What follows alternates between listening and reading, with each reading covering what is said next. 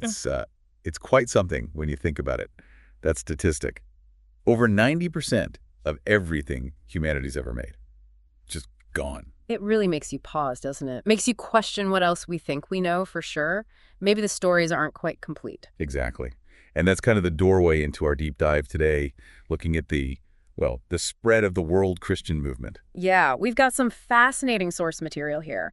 We're going to lean pretty heavily on the historical perspective in Expansion of the World Christian Movement, and especially Dr. Ralph Winter's framework, The Kingdom Strikes Back, the 10 epochs of redemptive history. Right. And for you listening, the learner who wants those connections, those aha moments, without getting totally bogged down in detail, that's our goal. We want to pull out the really crucial threads, the patterns, see how this whole thing unfolded over centuries. What were the mechanisms? How did it actually happen? And, what does it all mean for us today? Yeah, because it wasn't always straightforward, was it? Sometimes intentional effort, other times, well, things people didn't plan at all. God's mission moving in unexpected ways. Okay, so before we dive into Winter's epoch specifically, let's just set the scene a bit. The story doesn't just pop up in the New Testament, does it? Not at all. There's a deep Old Testament foundation, God's mission being laid out way back. And Jesus himself, he clearly understood his role was worldwide. But his first followers?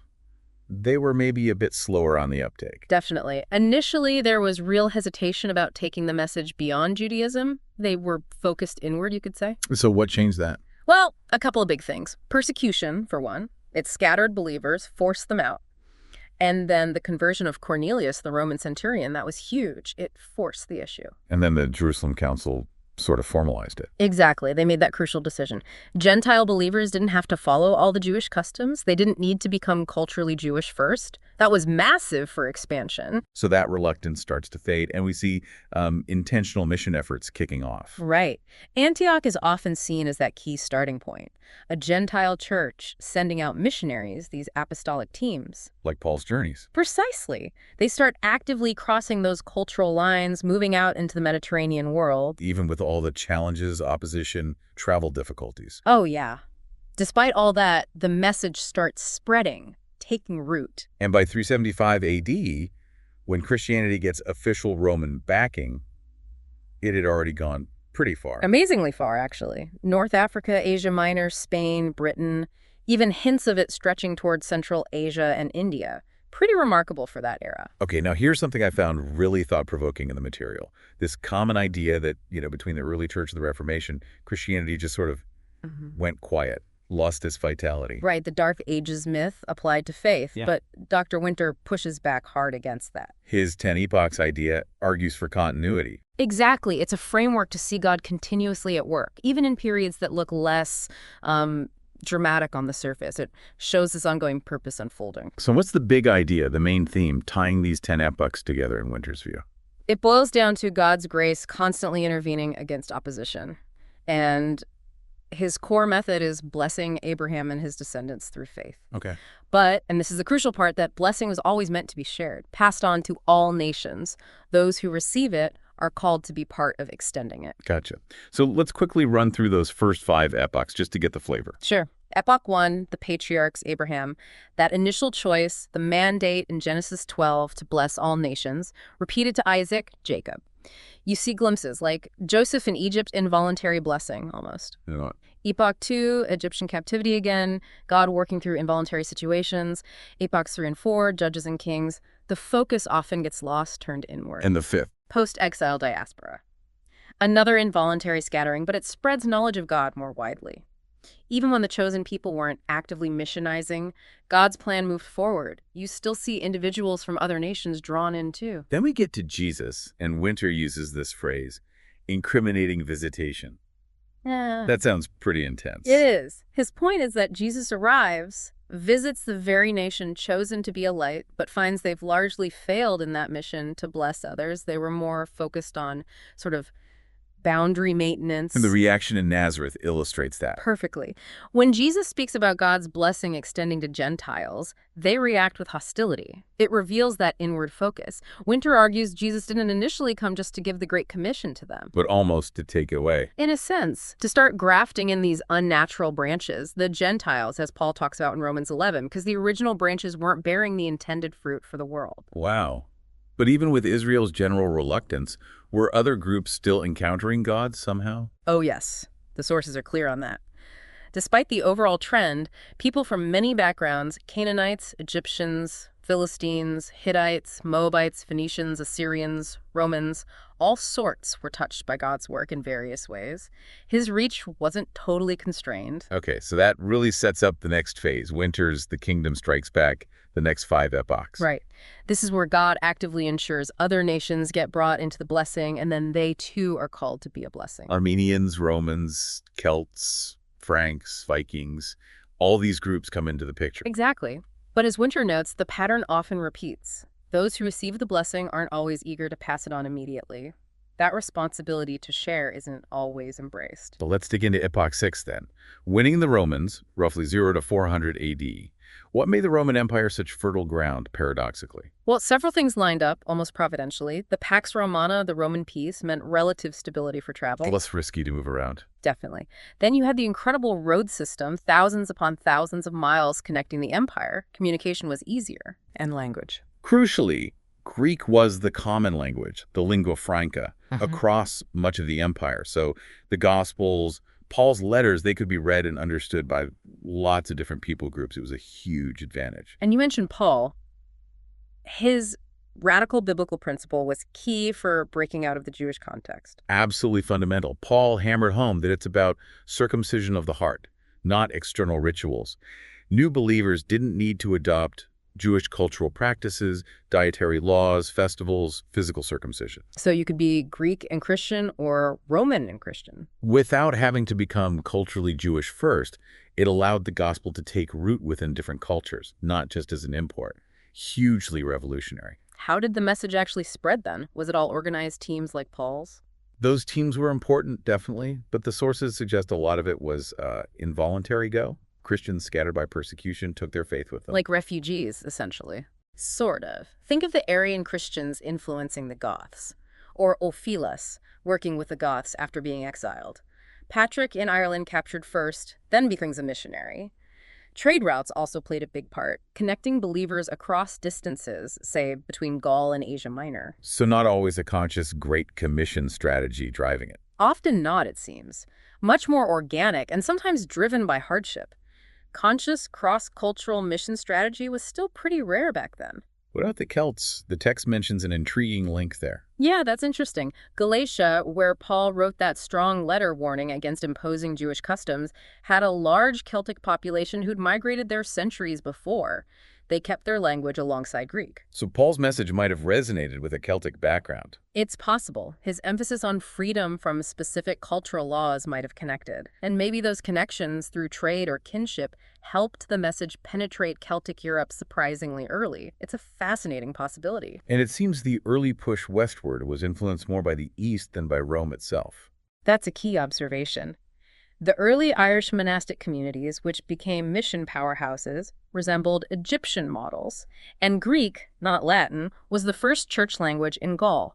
Figures like Cassian and Martin of Tours brought monastic models from places like Syria and Egypt. So less Roman-centric initially. Yeah. Now, what about the politics? Why did Rome eventually embrace Christianity? By around 300 AD, Christianity had grown significantly. Lynn White Jr. argued that even without Constantine's conversion, the empire probably couldn't have held out against its influence much longer. Why not? Well, the empire had sort of eroded local identities. People felt adrift, looking for belonging. Traditional Roman religion was tied to places, to the state, but Christianity offered something universal. White called it that unbeatable combination. So it filled a need. A deep need. And by 312, there were enough Christians that Constantine's Edict of Milan, granting tolerance, was politically smart. And then giving the Lateran Palace to the church, a big symbolic move. Huge. It paved the way for Christianity becoming the official religion by 375 AD. Its universal message helped unify a diverse empire.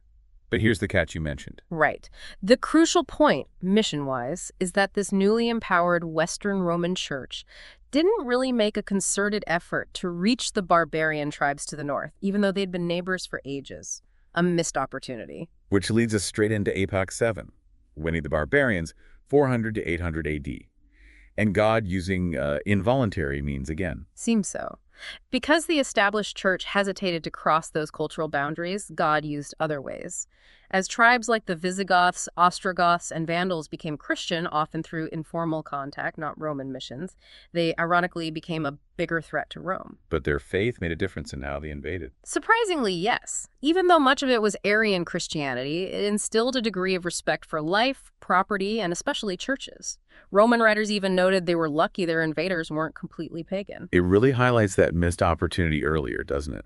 Absolutely. Imagine if the Romans had evangelized them actively during that century of tolerance, 310, 410, history might look very different. Maybe the Western government wouldn't have collapsed entirely. There's a parallel drawn with China. Yeah, the idea that a superficial adoption of Christian elements by a non-Christian power could actually make it stronger, more formidable. Like the barbarians, their awareness of Christianity maybe tempered them slightly, but also emboldened them against a weakening Rome. So what kinds of Christianity were emerging during this turbulent time? You had different streams. Arian versus Athanasian theology was a big divide. Then you had the Celtic Church, really a network of missionary monastic compounds. And later the Benedictines, setting up their own compounds, sometimes competing with the Celtic model. 1,000 mission compounds by the time the Vikings hit. Over 1,000, yeah. Scattered across Europe, these became vital centers. And the people in them, Yeah. the Celtic Peregrine pilgrims and the Benedictine monks, Yeah. what were they like?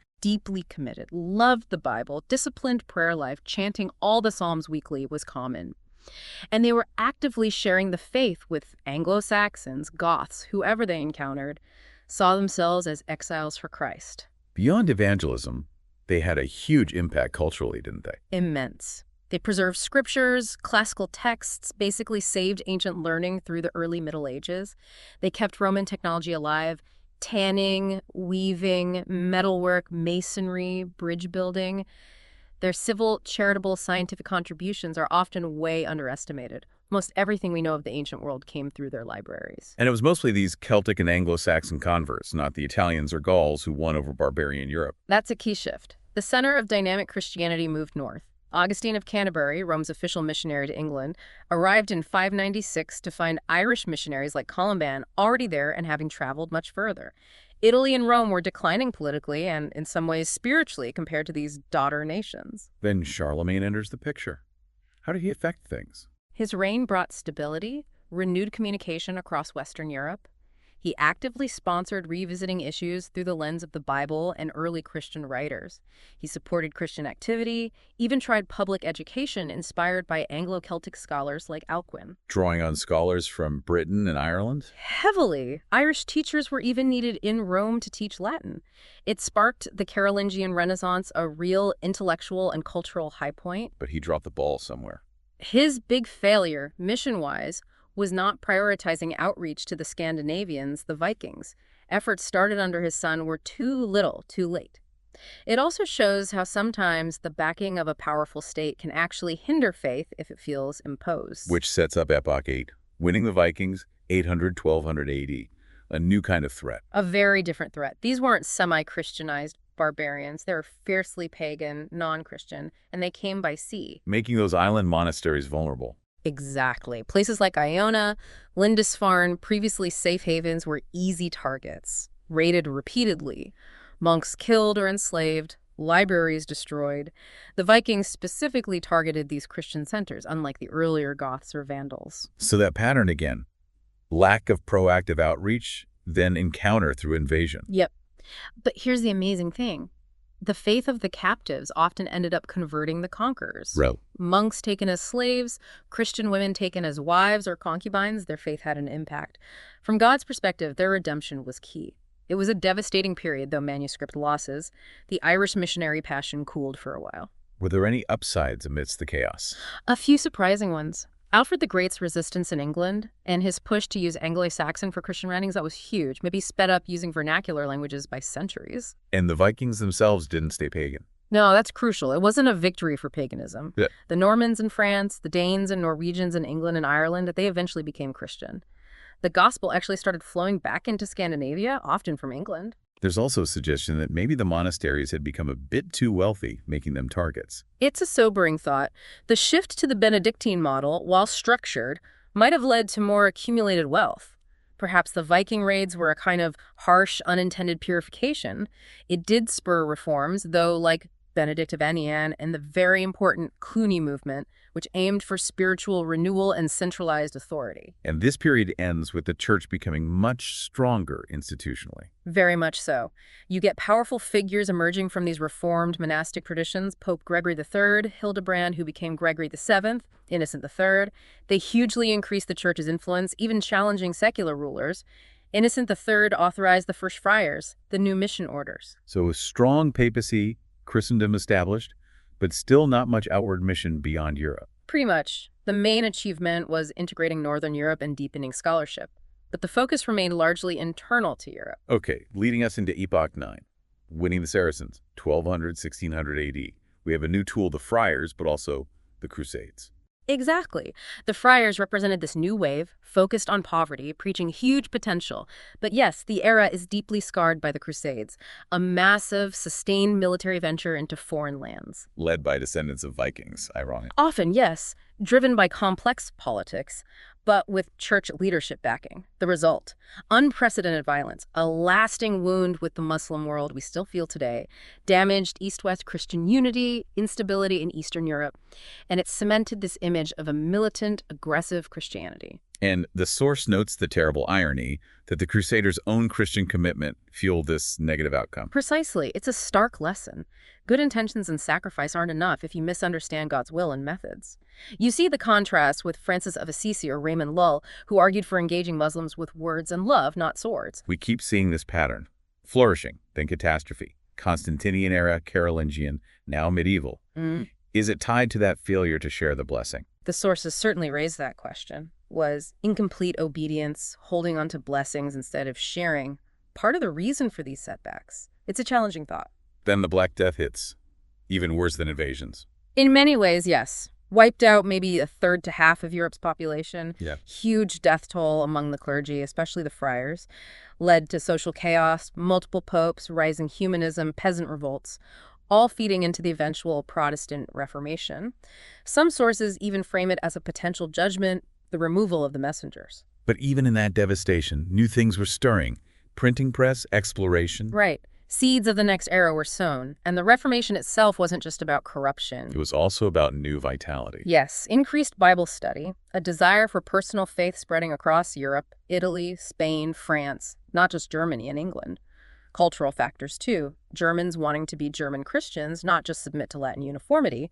Vernacular languages finally breaking through, echoing Paul, accepting Greek culture. Southern reforms got suppressed partly because they got tangled up with Northern nationalism. And the paradox you mentioned earlier. Yeah, Protestants won political ground in places, but initially they weren't focused on global missions. It was Catholic Europe taking the faith out onto the seas during this time. Okay, Epoch 10. To the ends of the earth, 1600, 2000 AD. Finally, a truly global scope. This starts with European powers setting up shop everywhere.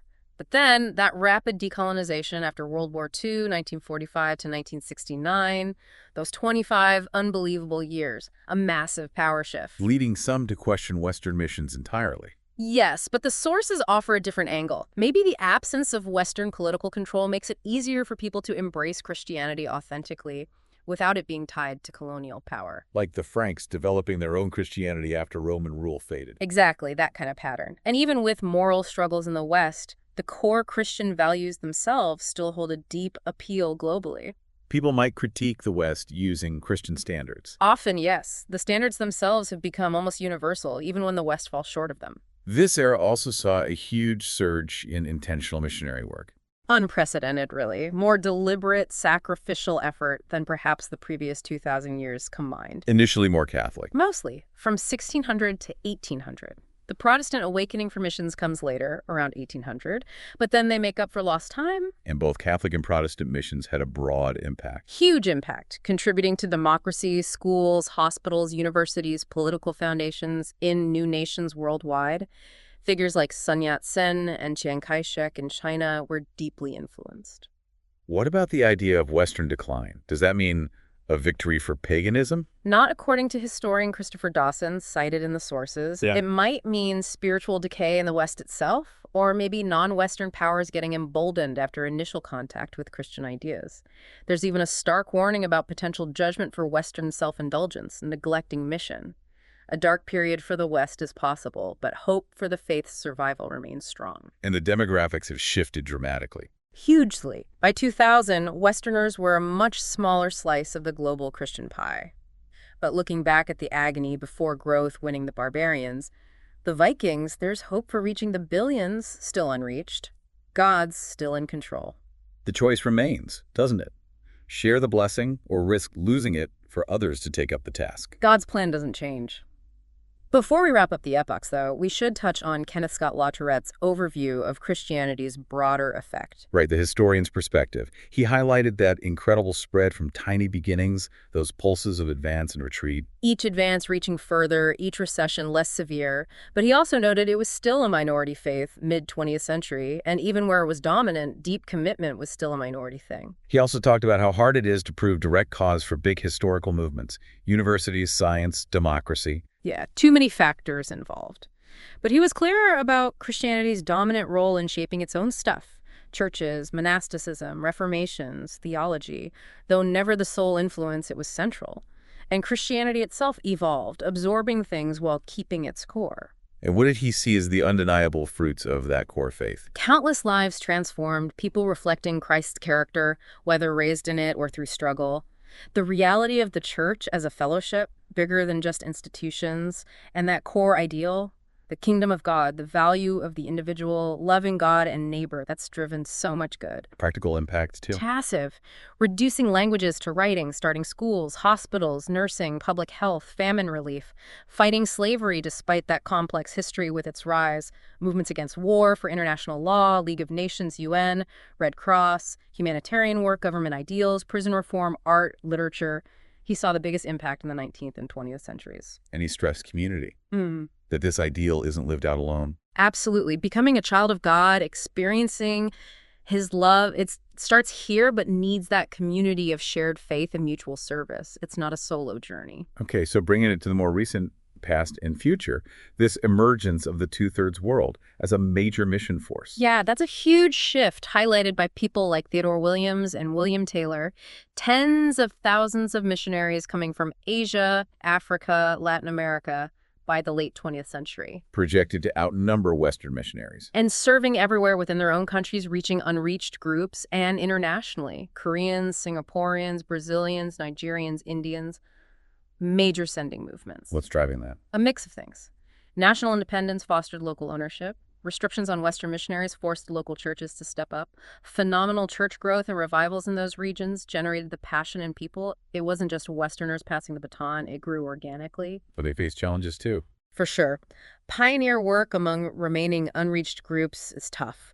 The baggage of colonialism sometimes gets associated with Christianity, even unfairly.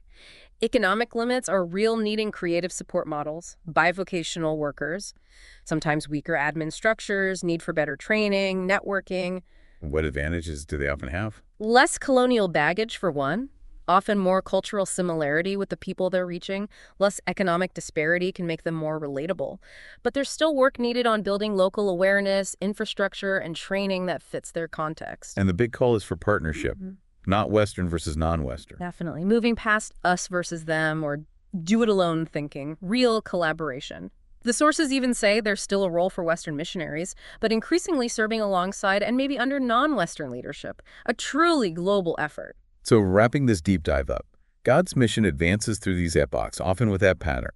Blessing, reluctance to share, challenges forcing new growth, reaching new people. And this rise of the two-thirds world mission force is just the latest really exciting chapter in that long story. For you, the learner, hopefully tracing that history, gave you some of those aha moments, a clearer structure for this huge narrative. Yeah, connecting the dots across centuries. So here's that final thought to chew on, this recurring theme. Blessings received, responsibility to share. Thinking about it personally or for our communities. What blessings have we received? Material, spiritual opportunities. How intentionally are we sharing those beyond our immediate circle? And given the history we've discussed, what might be the consequence if we just hoard them? It's a provocative question based on the patterns we've seen. This history is vast, obviously. We've only scratched the surface. Absolutely. We hope this sparks further exploration for you. Dig into an epoch that caught your interest, or a specific movement. Look up some of the names mentioned. What other questions does this raise for you? Keep digging.